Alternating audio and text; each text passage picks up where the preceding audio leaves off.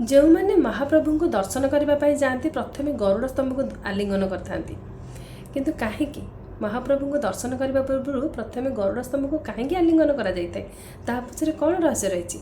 हाँ आज्ञा प्रबाद रही गरुड़ स्तंभ को आलिंगन करने महाप्रभु को आलिंगन करने सांगे सामान कहीं प्रभु जगन्नाथ जो चक्का बैठी उपर बसछंती तो भक्त गोटे जिते डेंगा होता ना कहीं जिते बड़ मनुष्यटे होता ना कहीं प्रभु को सेठे जाकि आलिंगन करने असंभव तेणुक गरुड़ स्तंभ को आलिंगन कर महाप्रभु सानिध्य लाभ करने को चाहिए सब भक्त मैंने बुझीपारे। किंतु सबुठ बड़ आश्चर्य कथा हूँ गरुड़ स्तंभ को लेकिन वैज्ञानिक मैंने बहु रिसर्च कर सारे किंतु एपर्यंत भी सी संधान पाईपारना प्रकृत में गरुड़ स्तंभटी कौन निर्माण काठरे निर्माण पत्थर निर्माण कि अन्य को धातु निर्माण किंतु से गरुड़ स्तंभटी जीवाश्म बोली गोटे कहुए गरुड़ उद्गार मणि तैयारी होती जोटा कि पंडा भाई मान शुणा मिले।